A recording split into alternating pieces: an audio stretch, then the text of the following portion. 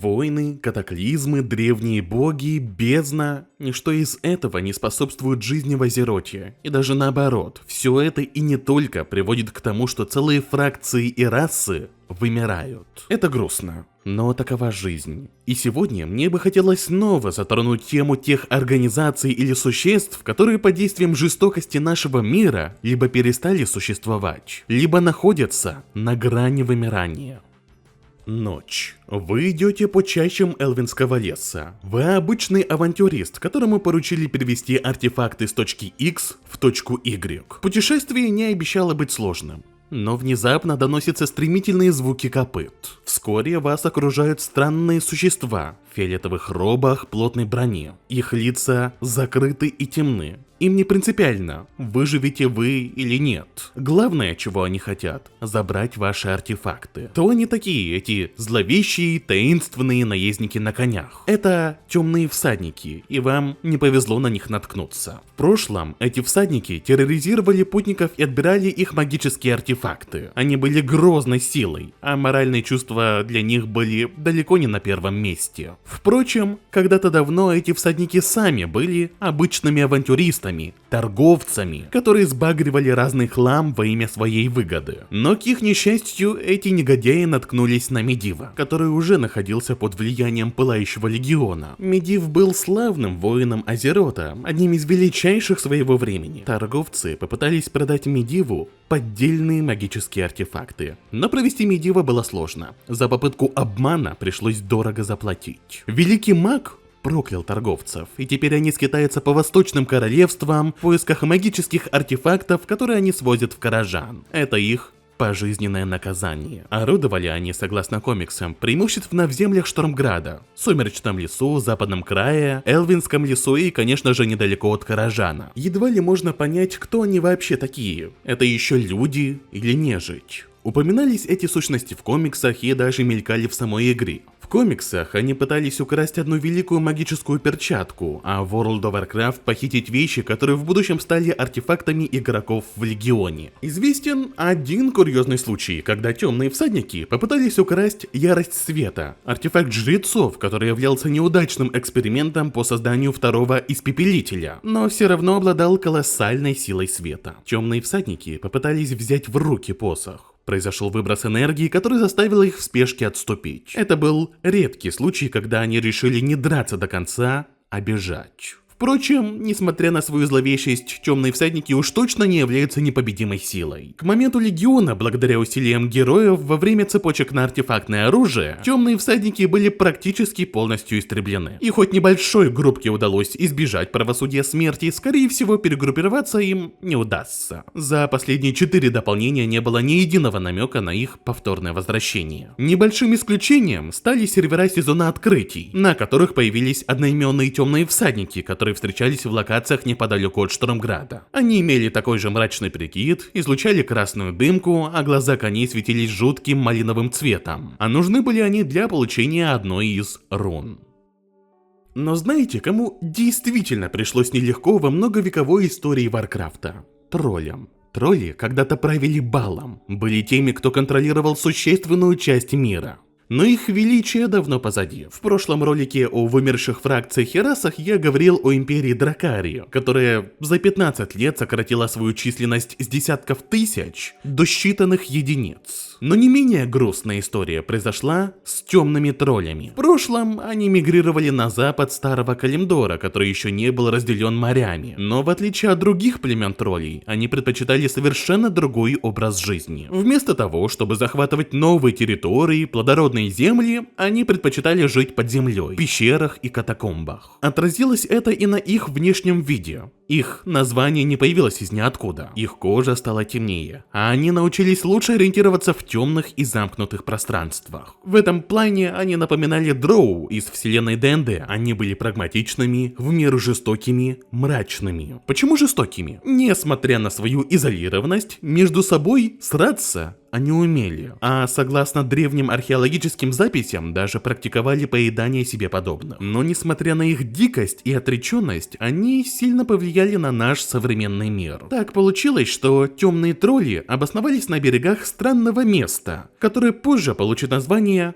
колодец вечности. И тролли в буквальном смысле начали эволюционировать. Они отходили от диких пристрастий, менялся их облик, клыки исчезли, появилось больше пальцев на руках и ногах. В общем, сокращая историю, они эволюционировали в современных ночных эльфов. Но это касалось только тех, кто обитал у колодца вечности. На других троллей великая магическая сила влияла не так сильно, поэтому их дикий образ жизни остался неизменным в течение столетий. Третья война вынудила их активизироваться. В Warcraft 3 мы несколько раз сталкивались с их племенами. Орда и их дальние сородичи, ночные эльфы, в нескольких миссиях сражались с ними в районе Ясеневого леса и горы Хиджал. Но так как Пылающий легион представлял смертельную угрозу для всех живых, по велению судеб в финальной битве на горе Хиджал темные тролли помогали союзным силам своими наемниками. Но уже тогда численность темных троллей была небольшой. К моменту катаклизма свой вклад в уничтожение темных троллей внес Сумеречный молот, который уничтожил заметную их часть. А в битве за Азерот мы встречаем единственного известного выжившего тролля их племен, посланницу Икнал. Ее племя вымерло, а она осталась живым экспонатом в столице Зандаларов. Warcraft 3 позволил нам взглянуть не только на вымирающих темных троллей, а и на несколько организаций Орды, которые прекратили свое существование. А именно, мы могли столкнуться с Ордой Агонии, Ордой Боли, Легионом Мучений и Легионом Пыток. Собственно, все 4 клана мы встречали в одной из миссий, в которой Илидану требовалось захватить Черный храм. Все они должны были кровью защищать это место. Каждый из этих кланов был испорченным, оскверненным. Их кожа стала коричневой, как когда-то давно. Но не потому, что они вернулись в то состояние, в котором были до того, как орки Дренора испили скверну. А как раз наоборот. Скверной они были пропитаны еще сильнее, чем другие орки. Каждый из этих кланов прислуживал демону Пылающего легиона, который в свою очередь был слугой Магдаридона. Например, Орда Боли подчинялась мастеру Боли, Эрет Руину, представителю одной из порабощенных рас Пылающим легионом, а легион мучений подчинялся госпоже. Она являлась суккубом, так называемой королевой страданий. Согласно Warcraft RPG, королевы страданий прекрасны, красивы и соблазнительны. Элита суккубов, если так можно выразиться. Часто они путешествуют с целыми караванами преданных суккубов более низких рангов. Но, к несчастью для всех этих орков, Илидан смог прорваться в Черный храм, разгромил другие кланы этих орков. Он стал повелителем Запределья. Многие были убиты, а те, кто выжил, либо бежали, либо стали частью оскверненных орков в рядах армии Илидана. Было множество и других кланов орков, которые были уничтожены. Все-таки войны орков в Азероте были ужасающими не только для людей. Например, в разряд вымерших кланов можно отнести клан Красных Ходоков. Когда-то это был обычный орочий клан в землях Таладора. Они мало чем выделялись, а о их быте мы вообще практически ничего не знаем. Когда-то орки были сравнительно миролюбивыми, однако Пылающий легион, очень ловко дергая за ниточки и с помощью хитростей, убедил орков начать кампанию по захвату всего Дренора. Дренеи были атакованы, хотя не представляли угрозы для орков, а сам мир начал вымирать. Цветущие поля превращались в пустоши, а среди орков разразился голод. Еды просто не было. Во время этих событий клан Красных Ходоков сильно пострадал. Наверное, местные лидеры быстро поняли, что скверно ведет их к уничтожению, посему отказывались до последнего момента исполнять приказы лидеров, когда орки объединились в Орду, и даже сопротивлялись пересекать темный портал и отправляться в Азерот. Но, к их сожалению, столкнуться с людьми им все равно пришлось. После того, как во Второй войне орки были вынуждены отступить обратно в Дренор, была совершена попытка реорганизовать Орду. Многие кланы, очевидно, к тому моменту разуверились в единстве орков, особенно под командованием Нерзула. С горем пополам многие кланы были объединены, но клан Красных Ходоков, которых добровольно-принудительно пытались включить в реорганизованную Орду, отказывались сотрудничать. Их логика была такой: Орды больше нет. Орда проиграла. Орда — лишь тень прошлого, и лучше бы каждому клану быть самому по себе. В итоге клан так и не смог пережить кампанию людей во Второй войне и был уничтожен. В фильме вселенной Warcraft история, кстати, была расширена, и хоть они реально сопротивлялись скверне, как и в нашей вселенной, и отказывались присоединяться к Гул'дану, умирающий Дренор заставил их измениться, стать более жестокими ко всему и всем. Еды во фильмо-вселенной тоже было очень мало, а кормить себя нужно. Что придумали орки из этого клана? Они буквально обмазывались кровью животных, чтобы отпугивать других орков. И эта тактика работала. Но произошел один ужасный инцидент, который изменил весь клан. Так получилось, что дренеи случайно прогнали добычу красных ходоков. Орки в отместку их убили, но это не самое страшное. Они решили обмазаться их останками, как это они делали с другими обычными животными. И кто-то из них невольно обнаружил, что дренеи так-то вкусненькие. Они начали их есть. Быть может, если бы было бы изобилие еды в Дренории, как до распространения скверны, они бы о таком даже не думали. Но сейчас они опустились до того, что пожирали другую разумную расу. Но это было только начало. Вскоре они начали это практиковать и с другими орками. Вы понимаете, насколько дела были плохи на Дренории, что пришлось дойти до такого? А пересекать темный портал они не намеревались. Клану Красных Ходоков даже удалось заманить клан Северного Волка в ловушку. Они тоже намеревались их съесть. Когда Дуратан назвал их очень мягко безумцами, представители клана отметили, что нет, они не считают себя безумцами. Более того, по их мнению, они поступают максимально рационально, насколько это возможно в их ситуации. Описывалось то, что они часто использовали максимум хитрости, чтобы заманивать других орков в их лапы. Они не жалели никого. В общем, это был темный фрагмент истории орков. В конечном итоге, фильмы вселенной, они тоже были полностью истреблены. Правда, не так благородно, как в нашей игры вселенной. Практически тотальное истребление фракции изгоев произошло и в Азероте. Драконы, когда-то они должны были защищать Азерот, следить за жизнью, но что-то пошло не так.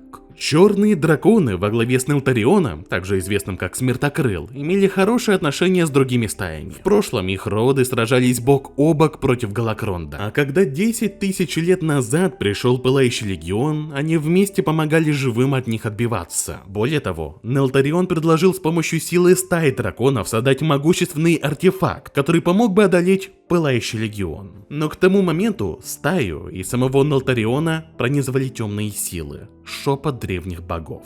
Они развратили его. Артефакт усилиями всех стай был создан. Получилось грозное оружие. Но Нелтарион заставил черных драконов обратиться против своих собратьев. В важный момент битвы с Пылающим Легионом созданный артефакт был обращен против своих же. Это было предательство. Предательство в самый сложный для Азерота момент. Другие стаи получили катастрофический урон. Стая синих драконов вообще практически прекратила свое существование. После этого между драконами началась война. И черные драконы пострадали больше всего. Все остальные были против них. И другим стаям удалось достигнуть успеха. Черные драконы в массе своей тоже были истреблены. Очень немногим удалось бежать, включая самого Смертокрыла, который еще очень долго будет доставлять неприятности жителям Азерота. Популяция сократилась настолько, что возвращение стаи к прежнему состоянию практически не представляется возможной даже спустя тысячелетия. Но попытки восстановить стаю все же были. Например, во время Второй войны. Тогда Смертокрыл стал временным союзником Орды.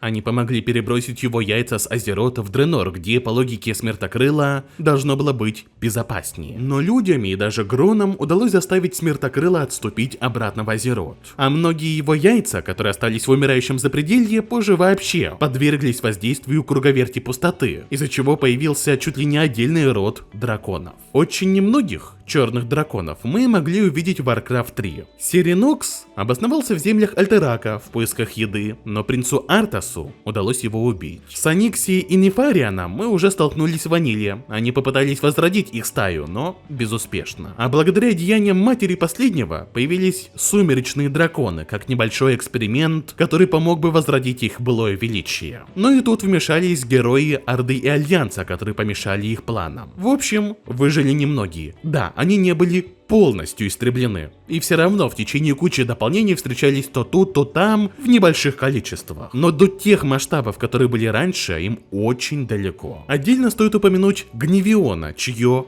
порченное яйцо было очищено с помощью сил стаи других драконов. Гневион зарекся убить своих порченных собратьев и сестер, а позже, когда вырос, стал довольно важным сюжетным персонажем, особенно в дополнениях Битва за Азерот и Dragonflight. В ходе Гневион частенько преследовал своих свои коварные интересы, но все равно был союзником Орды и Альянса. В Драгонфлайте Гневион и его брат даже претендовали на наследство Нелтариона и Обсидиановую Цитадель, некогда главный храм Черных Драконов. Да и в целом в этом дополнении была совершена очередная попытка реорганизовать стаю и собрать всех выживших под одним крылом, только уже без порчи древних богов и планов по уничтожению живых Азерота. И быть может, когда-нибудь стая снова возродится до впечатляющих масштабов. Но даже так, предательство во время войны древних буквально на тысячелетия откатило Черных Драконов в прогрессии и поставило их на край пропасти. Ну что же, по сути на этом все. Благодарю вас за просмотр. Удачи!